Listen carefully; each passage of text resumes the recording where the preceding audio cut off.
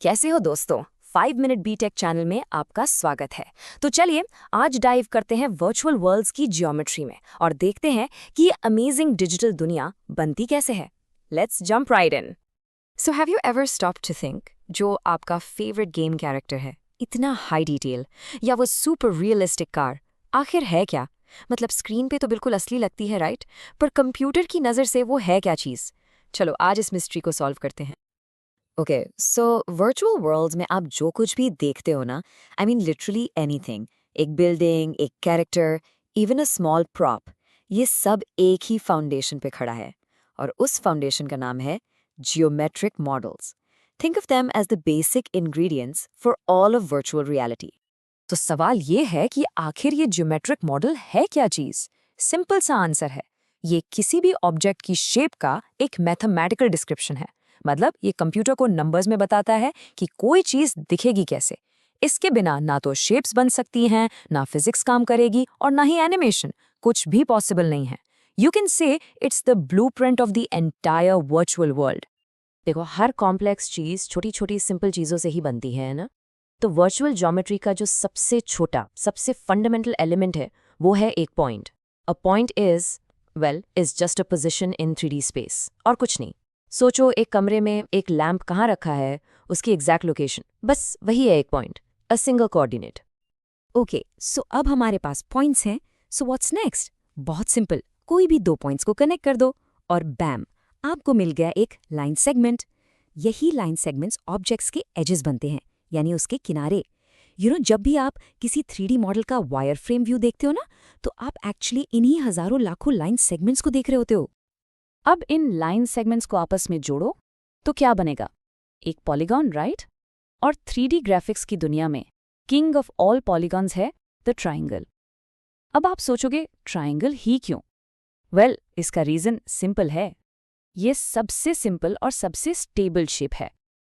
Computer इसको इतनी तेजी से रेंडर कर सकता है, मतलब स्क्रीन पर ड्रॉ कर सकता है कि पूछो मत।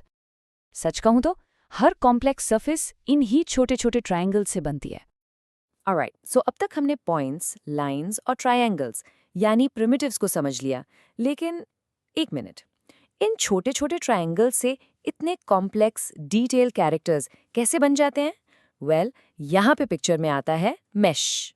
आप स्क्रीन पर जो भी 3D मॉडल देख रहे हो, वो बेसिकली एक मैश है। और मैश क्या है?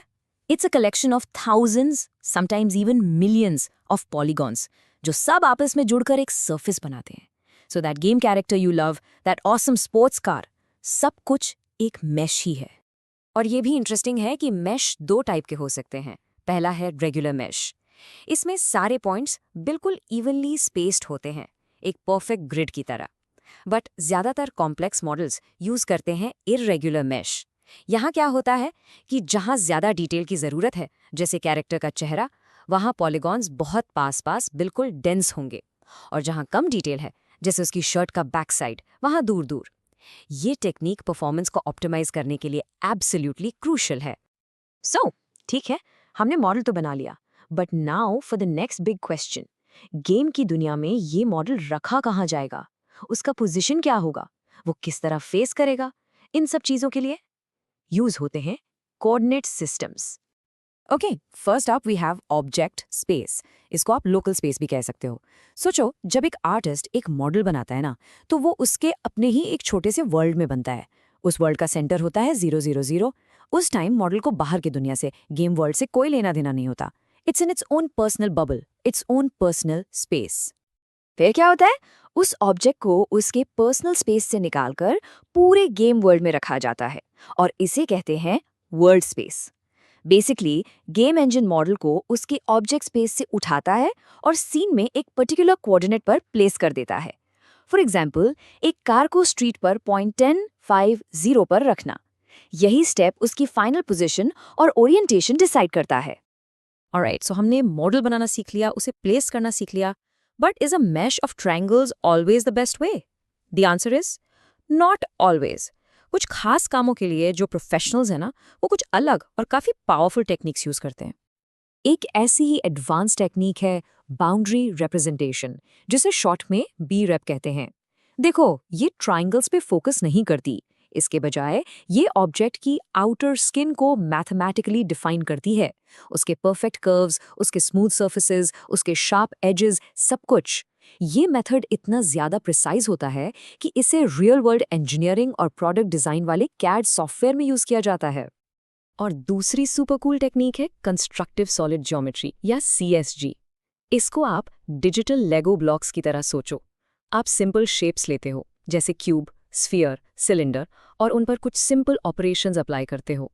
यूनियन से आप उन्हें जोड़ देते हो, इंटरसेक्शन से आप उनका कॉमन पार्ट निकाल लेते हो, और डिफरेंस से एक शेप से दूसरी को काट देते हो, लाइक अ कुकी कटर। इससे काफ़ी कॉम्प्लेक्स शेप्स बहुत आसानी से बन जाती हैं। सो आज हमने एक जर्नी की है from the very basic building blocks of virtual geometry all the way to some really advanced techniques.